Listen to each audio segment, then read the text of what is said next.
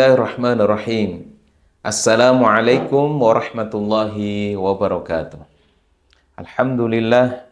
Alhamdulillahi wa kafa.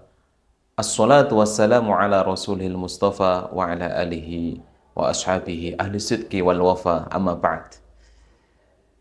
Para pemirsa yang dirahmati Allah Subhanahu wa ta'ala, pada kesempatan kali ini kita sama-sama akan mengulas tentang bagaimana sebenarnya kita harus berinteraksi dengan Al-Quran. Kaifa nata'amalu ma'al Qur'anil azim. Sebagaimana kita ketahui bersama bahwa Al-Quranul Karim diturunkan oleh Allah Subhanahu wa ta'ala kepada kita melalui baginda Rasulullah Sallallahu Alaihi Wasallam, didakwahkan oleh beliau kepada para sahabat dan sampai kepada kita. Al-Quranul Karim diturunkan oleh Allah di malam yang paling mulia, yaitu Lailatul Qadar. Diturunkan melalui perantara Sayyidul Malaikah, Malaikat Jibril alaihissalam, kepada Khatamul Anbiya wal Mursalin, kepada Nabi penutup Nabi-Nabi dan Rasul, yaitu baginda Rasulullah Sallallahu Alaihi Wasallam. Oleh karena itu, Al-Quran diturunkan di malam yang terbaik melalui pemuka malaikat dan kepada pemuka para Nabi dan Rasul untuk disampaikan kepada umat terbaik. Kuntum khaira ummatin ukhrijat linnas. Para pemirsa yang dirahmati Allah Subhanahu wa ta'ala, oleh karena itu, termasuk dari karakter Al-Quran atau khosais Al-Quran, bahwa Al-Quran adalah kitabun ilahiyun, adalah kitab yang bersumber dari Allah Subhanahu wa ta'ala, kitabun mahfuz, kitab yang betul-betul dijaga oleh Allah Subhanahu wa ta'ala. Allah Subhanahu wa ta'ala menyatakan, kamilah yang menurunkan Al-Quran dan kemudian kami pula yang akan menjaganya. Juga di antara karakter Al-Quran adalah kitabul insaniyah kullihi, yaitu kitab yang di dalamnya memuat semua kebutuhan manusia. Oleh karena itu ayat-ayat Al-Quran sangatlah variatif. Dari sini kita kemudian bertanya-tanya sejatinya bagaimana seharusnya kita berinteraksi dengan Al-Quran itu. Maka yang pertama, ma'asyiral muslimin, di dalam sebuah kitab yang ditulis oleh Syekh Yusuf Al-Qaradawi rahimahullah dengan judul yang sama, yaitu Kaifa nata'amal ma'al Qur'anil azim, disebutkan tingkat muamalah, interaksi pertama kita, yaitu hifdzul Quran atau hifdzuhu. Bagaimana kita bisa menghafal Al-Quran? Tentu kita mafhum bahwa menghafal Al-Quran bukanlah sesuatu yang mudah. Tetapi Allah Subhanahu wa ta'ala telah menjamin dalam Al-Quran, وَلَقَدْ يَسَّرْنَا الْقُرْآنَ لِذِكْرِ فَهَلْ مِن مُدَّكِرٍ. Dan sungguh telah kami mudahkan Al-Quran itu lidzikri, untuk diingat. Ada yang menyatakan lidzikri adalah Al-Quran menjadi peringatan, karena peringatan itu akan mudah diingat. Fahal mim mudzakir. Adakah di antara kita yang kemudian mau mengambil pelajaran? Fadilahnya besar sekali kemudian jika kita kemudian mampu menghafal Al-Quran. Rasulullah SAW menggambarkan bahwa man qara'al Quran, barang siapa yang membaca Al-Quran, membaca di situ oleh para ulama kita dimaknai menghafal Al-Quran. Wa ta'allama, kemudian dia mempelajari Al-Quran, wa amila bi, dan mengamalkannya. Ulbisa waliduhu tajan, maka besok di hari akhir kedua orang tuanya akan diberikan mahkota. Tajan min nur, yaitu mahkota dari cahaya. Dhawuhu mislu dhawi syamsi, yang cahayanya itu adalah seperti cahaya matahari ketika di dunia. Para pemirsa yang dirahmati Allah Subhanahu wa taala, jika kemudian kita tidak atau belum mampu, sudah berusaha dan belum mampu menghafalkan Al-Quran secara keseluruhan, maka hadis berikut bisa menjadi motivasi bagi kita. Rasulullah menyatakan bahwa siapapun orangnya, ya, laisa fi jawfihi syai'un minal Qur'an, sementara di dalam tenggorokannya tidak ada sesuatu dari Al-Quran. Perumpamaannya adalah seperti kalbaitil kharib, seperti rumah yang roboh. Sehingga insya Allah semakin banyak Al-Quran yang ada di dalam diri kita, baik itu surat-surat pendek ataupun surat-surat pilihan ataupun ayat-ayat pilihan, itu yang insya Allah akan bisa mengokohkan kita. Oleh karena itu, para pemirsa yang dirahmati Allah Subhanahu wa taala, bagi orang yang kemudian sudah menghafalkan Al-Quran, mampu menghatamkan hafalannya, maka ada adab-adab yang harus dijaganya. Di antaranya adalah ta'ahudul Quran. Bagaimana dia bisa mengambil waktunya untuk berinteraksi khusus dengan Al-Quran, yaitu dengan murajaah, dengan kemudian mudarasah, yaitu membacanya, membaca dari ayat-ayat yang sudah dia hafalkan. Kemudian juga ada waktu-waktu khusus untuknya, untuk kemudian istima' Al-Quran, mendengarkan bacaan orang lain, atau mendengarkan dari murotal-murotal yang sudah ada di beberapa aplikasi yang tersedia.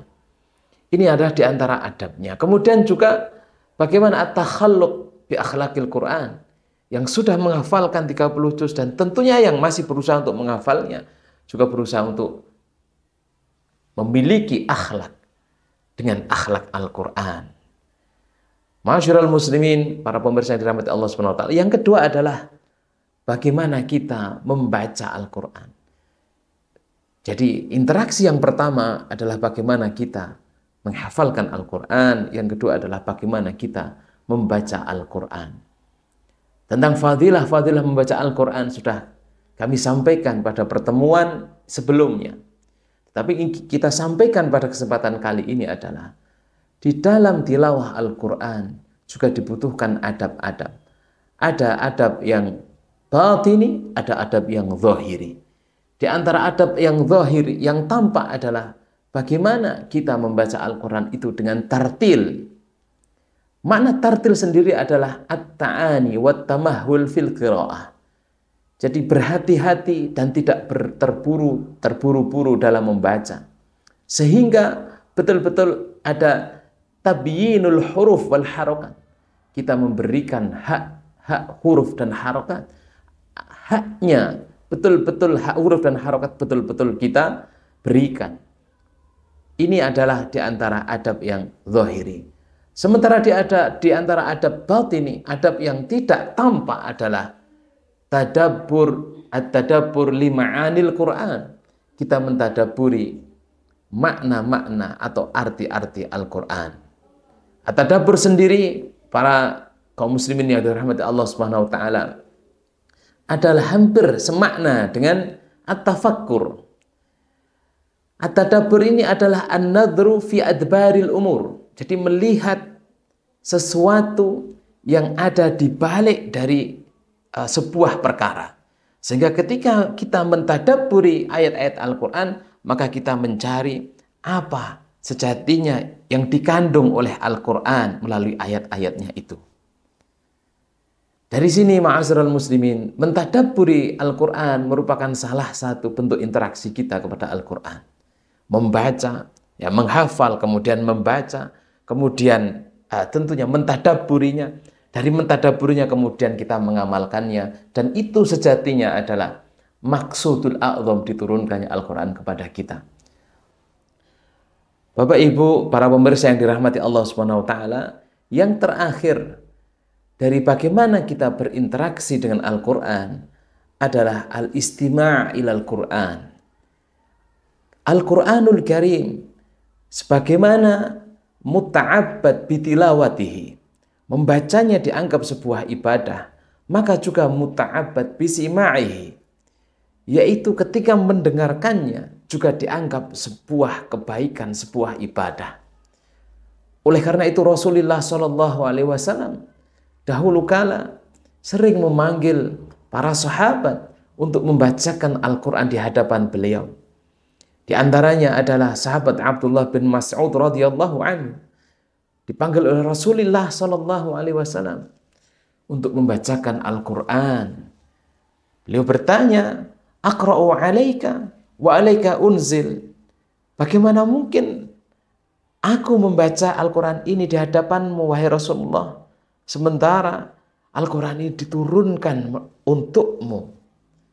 Rasulullah SAW kemudian menjawab, "Inni ashtahi an asma'a min ghairi." Sesungguhnya saya ingin mendengarkan Al-Quran ini dari orang lain.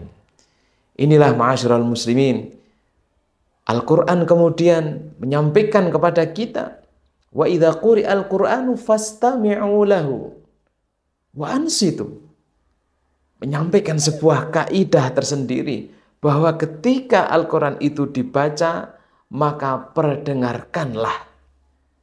Al-istima' tidak hanya as-sam'u, tidak hanya mendengar, tapi memperdengarkan, yaitu mengikuti bacaannya. Wa ansitu diikuti dengan sikap insot, yaitu berdiam diri dengan mengikuti bacaan tersebut. Fa insyaallah, dengan kemudian kita berusaha menghafal Al-Quran, mengkontinyukan membaca Al-Quran, mentadabburi Al-Quranul Karim melalui makna-maknanya. Dan jika itu kita rasa sulit, maka kita bisa menghadiri majelis-majelis tafsir Al-Quran. Kemudian juga kita memperbanyak mendengarkan Al-Quran. Itulah insya Allah yang akan menjadikan Al-Quranul Karim sebagai hujjah bagi kita semuanya.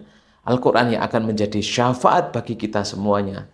Karena dengan itu mestinya kita berinteraksi, menghafalkan, membaca, mentadabburi, mendengarkan, dan kemudian mengamalkan ayat-ayatnya. Barakallahu li wa lakum fil Qur'anil azim. Aqulu qawli hadza wa astaghfirullah li wa lakum. Tsummassalamu alaikum warahmatullahi wabarakatuh.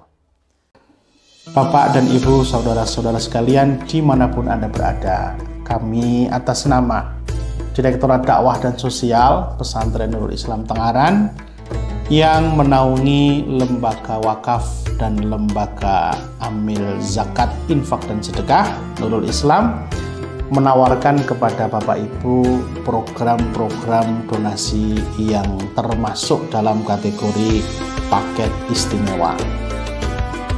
Paket istimewa yang pertama kami berikan namanya paket silver.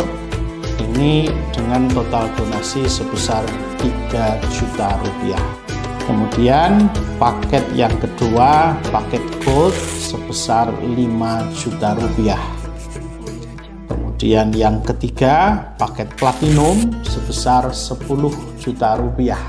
Dan yang keempat, paket diamond sebesar 15 juta rupiah.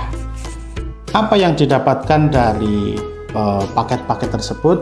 Bapak Ibu, dengan paket-paket tersebut Bapak Ibu sudah berdonasi dalam bentuk satu, wakaf untuk tanah pesantren. Yang kedua, wakaf untuk bangunan pesantren. Yang ketiga, beasiswa untuk para siswa dan santri berprestasi, para hafidh dan hafidhah Al-Quran. Yang keempat, donasi untuk kaum duafa maupun juga untuk santriwan-santriwati dari golongan anak-anak yatim. Ya, jadi semua sudah all in. Di luar itu juga boleh ditambahkan yakni zakat. Kenapa zakat tidak kita masukkan secara global? Karena zakat ini tentu ada hitungan rumus-rumusnya sesuai dengan nisab maupun kadar zakatnya.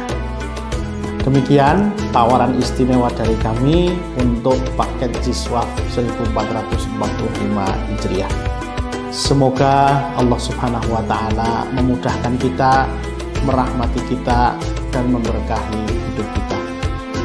Alhamdulillahirabbil alamin. Assalamualaikum warahmatullahi wabarakatuh.